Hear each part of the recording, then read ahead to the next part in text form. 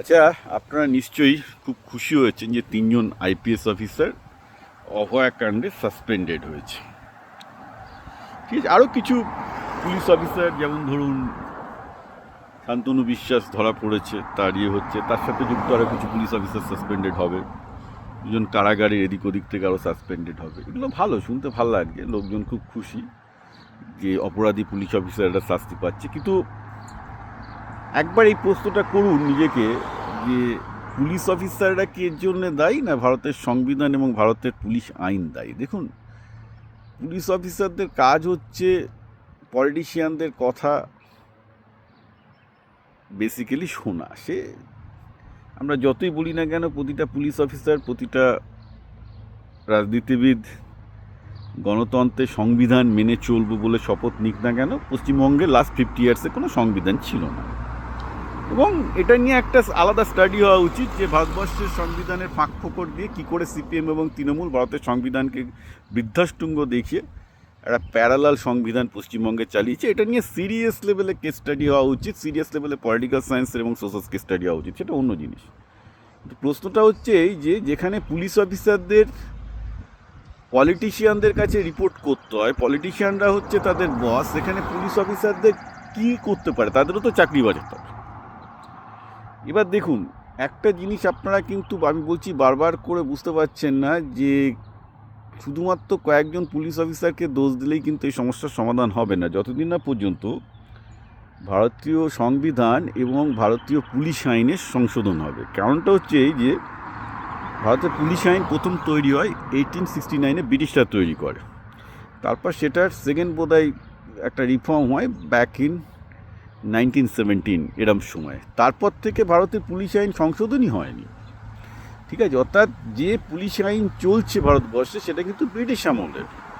এবং ভারতবর্ষের সংবিধান কি বললো, আগে পুলিশ ব্রিটিশকে রিপোর্ট করতো, তার বদলে ভারতের ইলেক্টেড জনপ্রতিনিধিকে রিপোর্ট করবে। সেটা পৃথিবীতে হয় না। যেমন ধরুন আমি আমেরিকায় আছি, এখানে যারা এক্সিকিউটিভ ব্রাঞ্চের প্রধান, অর্থাৎ মন্ত্রী, মুখ্যমন্ত্রী ইকুইভ্যালেন্ট, আমরা গভর্নর সেক্রেটারি বলি, তাদের হাতে কিন্তু পুলিশ থাকে না। কারণ সবাই জানে যে নির্বাচিত প্রতিনিধিদের হাতে পুলিশ থাকলে তারা অপরাধ করলে তাদের দেখবে কি।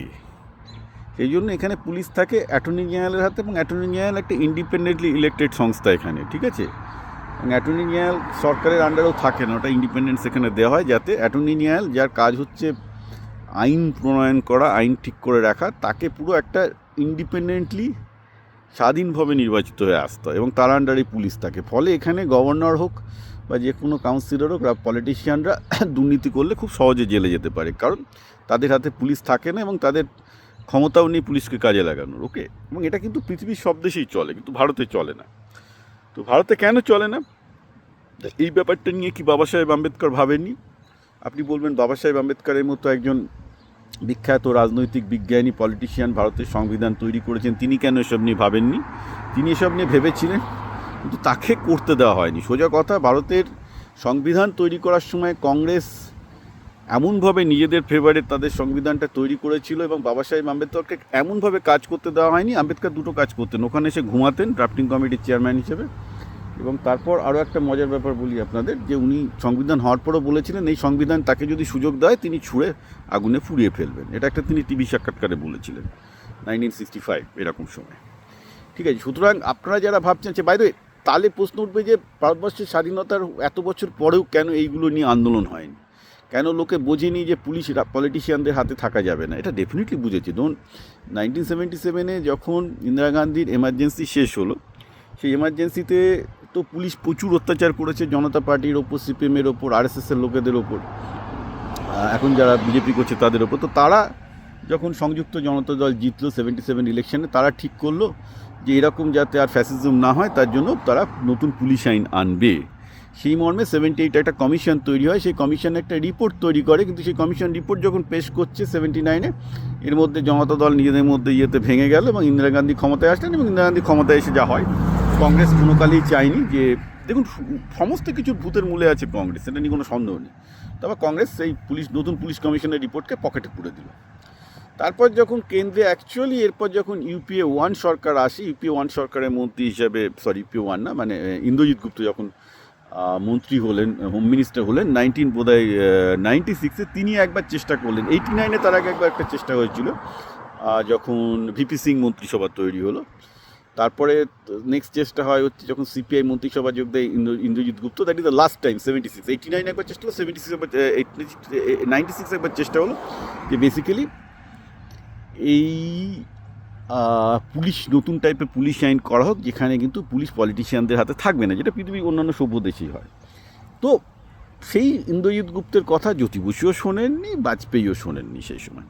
বলে লাভ নেই, সব এক গোয়ালের গরু। এগুলো আমরা অনেক শ্রদ্ধা ফদ্ধা করেন আপনাদের, সেটা আপনাদের ব্যাপার।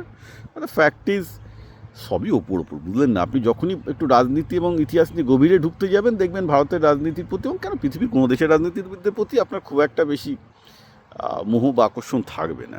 আমি এই চ্যানেলটা চালাই যাতে আপনারা রাজনীতির প্রতি করুন, রাজনীতিকে জানুন, কিন্তু রাজনীতিবিদদের প্রতি একটু মোহমুক্ত হন। প্রত্যেকের প্যান্টেই গুলে গিয়ে আছে, কিছু করার নেই। সবচেয়ে বড় কথা হচ্ছে যে পুলিশদের ব্যাপারে আপনারা যেটা ভাবছেন যে পুলিশরা অপরাধী, আমিও চাই যে তৃণমূল আমলে যত পুলিশ অপরাধ করেছে তারা সবাই শাস্তি পাক, কিন্তু এটাও বলবো যে ওগুলো করে কিছু হবে না। আলটিমেটলি পুলিশদের যদি সংবিধানের আন্ডারে কাজ করতে হয়, যেখানে তারা পলিটিশিয়ানদের কথা শুনতে বাধ্য, তো সংবিধান তাদেরকে কী রিকোর্স দিয়েছে? ধরুন এটা একটা হলো যে একজন পুলিশ অফিসারকে একজন পলিটিশিয়ান যে কাজটা করতে বলছে সেটা সংবিধান বিরুদ্ধ। তো সেখানে পুলিশ অফিসারটা সেই পলিটিশিয়ানের মতো কাজ করলো না, বলো না তুমি অ্যান্টি কনস্টিটিউশনাল বলছো, আমি সেই জন্য তোমার কাজটা করবো না।